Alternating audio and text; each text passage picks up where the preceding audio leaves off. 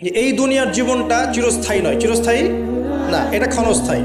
তার মানে এই দুনিয়াটা আমার মুখ্য উদ্দেশ্য নয়।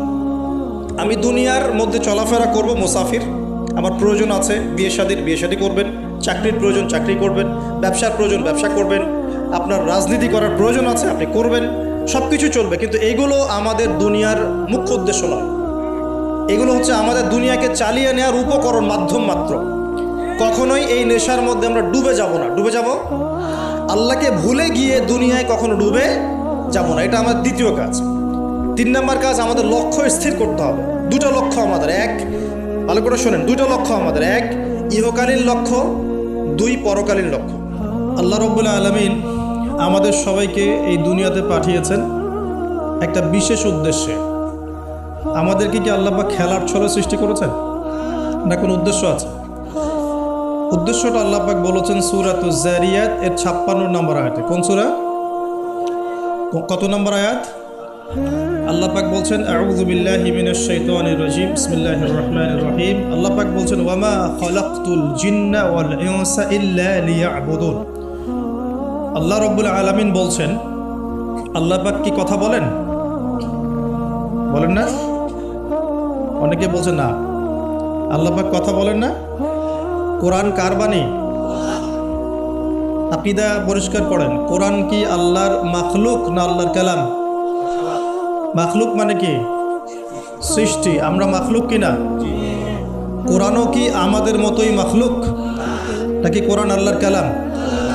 কালাম শব্দের অর্থ কি? কথা বা বাণী। তার মানে আল্লাহ রাব্বুল আলামিন কথা বলেন, আল্লাহ রাব্বুল আলামিন বলছেন। তার মানে কি আল্লাহ পাক এটা ওহী নাজিল করেছেন। আল্লাহ পাক বলছেন ওয়ামা খালাকতুল জিন্না ওয়াল ইনসা ইল্লা লিয়াবুদুন। আল্লাহ বলছেন আমি জিন আর মানব জাতিকে শুধুমাত্র আমার ইবাদত করার জন্যই সৃষ্টি করেছি, অন্য কোনো কারণে সৃষ্টি করি নাই।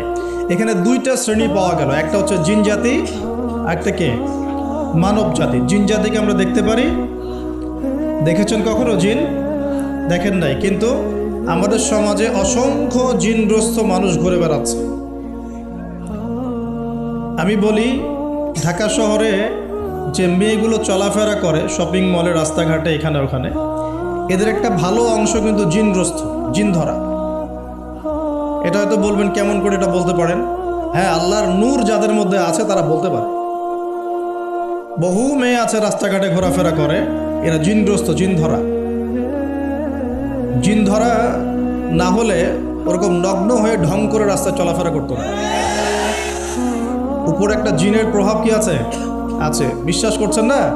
আল্লাহর নবীজি বলেছেন মুহাম্মদুর রাসূলুল্লাহ সাল্লাল্লাহু আলাইহি ওয়াসাল্লাম যে যখন কোনো মেয়ে বেপর্দা হয়ে বাহিরে বের হয় তখন শয়তান, শয়তান মানে শয়তান জিন না ফেরেশতা, তখন শয়তান ওই মেয়ের সৌন্দর্যকে পুরুষের চোখে লোভনীয় বা আকর্ষণীয় করে তোলে। কে করে তোলে?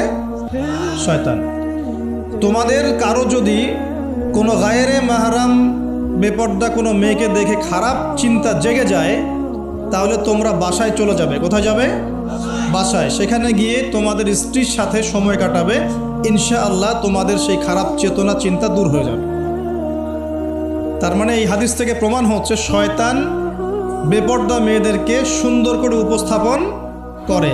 জিন ধরা মেয়ে আছে সমাজে, এবং কোনো কোনো ক্ষেত্রে এখন ছেলেদেরকেও জিন ধরছে, ধরছে না? মাঝে মাঝে দেখবেন যে এই শীতকালে কিছু কনসার্ট হয়, দেখেছেন? কনসার্ট হয়, ফ্যাশন শোজ হয়, আরও অনেক ধরনের প্রোগ্রাম হয়। এগুলোকে নাম দিয়েছে মানুষ সংস্কৃতি। কী নাম দিয়েছে? ওখানে উঠে দেখবেন যে বড় বড় চুল আছে, অনেক লম্বা লম্বা চুল, একদম স্টেজের উপর উঠে লাফালাফি ঝাপাঝাপি করছে। দেখেন নাই? মিউজিক্যাল কিছু ইনস্ট্রুমেন্ট নিয়ে, দেখেন নাই? তো আপনার কি মনে হয় এরা সুস্থ? এটা সবার সাথেই জিন শয়তান আছে। কি আছে? আচ্ছা, একটা কথা বলি, কোনো কোনো ক্ষেত্রে ওয়াজ মাহফিলের প্যান্ডেলেও দেখা যায় কিছু কমেডিয়ান, কিছু বাউল, এরা মানুষকে ডিজে জিকির শেখায়। দেখেন নাই? ডিজে জিকির, একজন গান গায়, একজন কথা বলে, কেউ চা খাওয়ায়, কেউ কফি খাওয়ায়, কেউ ঢেলেও দেয়, কেউ উঠ বস করায়, কাউকে উঠতে বলে, কাউকে বসতে বলে।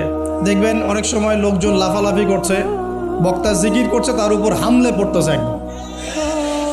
একটা দলিল দেখাবেন, খালি একটা দলিল যে নবী সাল্লাল্লাহু আলাইহি ওয়াসাল্লামের জামানায়, 4 খলিফার জামানায় তারা মসজিদে বসে এইভাবে জিকির করেছেন, একটা দলিল খালি দেখাবেন।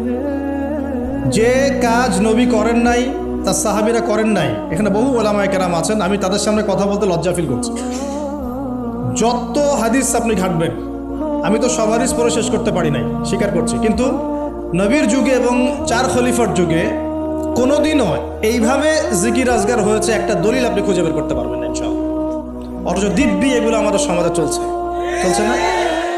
আর আমরা দুইটা খারাপ চরিত্র ধারণ করি, বাঙালি আমরা যারা, মন খারাপ করে না, আমরা দুইটা খারাপ চরিত্র অধিকারী আছে। এক, আমরা খুব ট্রল প্রিয় জাতি, ট্রল করতে খুব মজা লাগে। মনে হয় যেটা করে আমি একদম বাংলাদেশের কি বলবো, দিন একদম কায়েম করে ফেলছি একদম। এই ট্রল পাগল, ট্রল প্রিয় জাতি আমরা একটা। আরেকটা হচ্ছে আমরা ইস্যু পাগল জাতি। ইস্যু, একটা ইস্যু আসবে, খুব লাভঝাপ চলবে কয়েকদিন, ইস্যু শেষ, আবার লাভঝাপ শেষ। বিদেশিরা বলে যে এটা আমাদের শিক্ষার ব্যাপার আছে, কারণ নিজের মধ্যে ত্রুটি থাকলে তো সলভ করতে হবে কি না, নিজের মধ্যে ত্রুটি থাকলে সলভ করতে হবে না। তারা বলে যে আমাদের মাথা নাকি ওই বাক্সে বন্দি মাছের মতো। বাক্সে বন্দি মাছ দেখেছেন? এই যে অ্যাকুরিয়ামের মধ্যে যে মাছগুলো চলাফেরা করে, এদের স্মৃতিশক্তি খুব দুর্বল হয়। ওই ছোট্ট জায়গাটুকু ওদের কাছে মনে হয় বিশাল সমুদ্রের মতো। কথা বুঝতে পারছেন না? ওই ছোট্ট বদ্ধ জায়গাটাই ওদের কাছে মনে হয় কি বিশাল বিশাল একটা জায়গা। ওরা খুব স্বল্প স্মৃতির অধিকারী, কিছুক্ষণ পরে স্মৃতিটা নষ্ট হয়ে যায়, তাই আগে কি হয়েছে ওরা ভুলে যায়। এই স্বভাবটা এখন আমাদের মধ্যে চলে আসছে না? আমরা ইস্যু পাগল হচ্ছি না দিন দিন? করণীয় কি? খুব ভালো কথা বলেছে। করণীয় হচ্ছে টিকটক বানাতে হবে, নাকি ফেসবুকিং করতে হবে।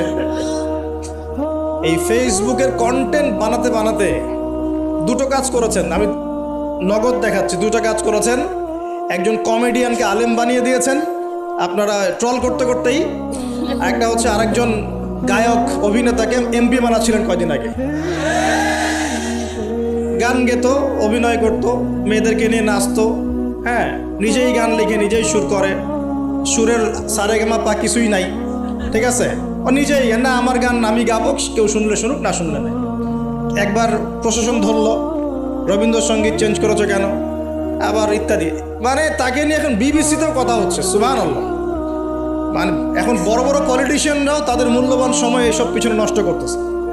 হ্যাঁ, এটাও একটা ইস্যু। মানে এই যে ট্রল করতে করতে করতে করতে এখন আপনি তাকে কয়দিন আগে এমপি বানাচ্ছিলেন। এটা কিসের কারণে হচ্ছে? আমাদের এই ট্রল পাগল মানসিকতার কারণে হয়েছে। আরেকজনকে কমেডিয়ান, মানুষ ওকে দেখে মজা পেত, যে মন টন খারাপ, কেউ বলতো ভাই মন টন খারাপ, ও একটু ওর লেকচার শুনে মনটা ভালো হবে, এভাবে আর কি দেখতো মানুষ, এভাবে ট্রিট করতো। আস্তে আস্তে আস্তে আস্তে এখন সে দেখা যায় বড় বড় আলেমদের বিরুদ্ধে কথা বলতেছে। খেয়াল করে দেখেন নাই? এটা আমরা করেছি।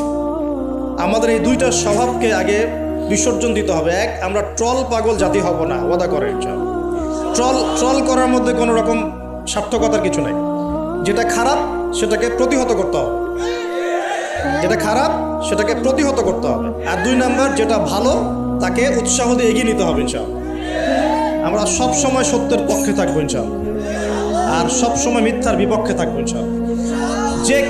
যে কেউ যত বড় আলেম, মুফতি, মুহাদ্দিস, বক্তা, দায়ী যেই হোক না কেন, তার কোনো কথা যদি কোরআন সুন্নাহর বাইরে যায়, কোশ্চিন কালেও সে কথা গ্রহণ করবেন না, সিম্পল। সেটা আমি হই আর যেই হোক না কেন।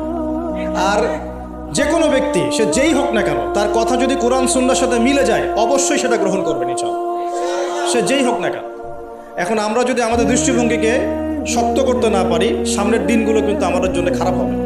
বিশ্বাস করেন, দিন কিন্তু দিন দিন খারাপ হচ্ছে। আমি আসছি ওই দিকে ইনশাআল্লাহ। এই ট্রল পাগল মানসিকতাকে ত্যাগ করতে হবে, আল্লাহ একটা তৌফিক দান করবেন। 2 নম্বর হচ্ছে এই ইস্যু পাগল জাতি হব না। ইস্যু পাগল জাতি হব কেন? আমাদের একটা গন্তব্য, লক্ষ্য থাকবে। আমাদের লক্ষ্য কি? আল্লাহ বলেছেন এই আয়াতে, আমাদের লক্ষ্য হচ্ছে আল্লাহ পাক আমাকে সৃষ্টি করেছেন এই পৃথিবীতে আল্লাহর ইবাদত করার জন্য। কিসের জন্যে? এটা 1 নাম্বার ডিউটি আমার, এটা আমার লক্ষ্য, আমার কাজ পৃথিবীতে।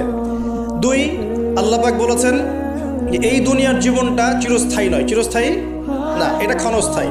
তার মানে এই দুনিয়াটা আমার মুখ্য উদ্দেশ্য নয়।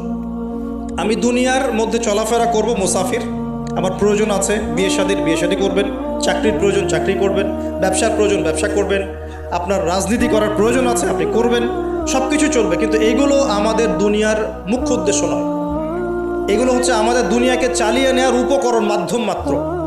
কখনোই এই নেশার মধ্যে আমরা ডুবে যাব না। ডুবে যাব, আল্লাহকে ভুলে গিয়ে দুনিয়ায় কখনো ডুবে যাব না। এটা আমার দ্বিতীয় কাজ। 3 নাম্বার কাজ, আমাদের লক্ষ্য স্থির করতে হবে। 2টা লক্ষ্য আমাদের, 1, ভালো করে শোনেন, 2টা লক্ষ্য আমাদের, 1 ইহকালীন লক্ষ্য, 2 পরকালীন লক্ষ্য। কয়টা লক্ষ্য? 1 ইহকালীন লক্ষ্য, 2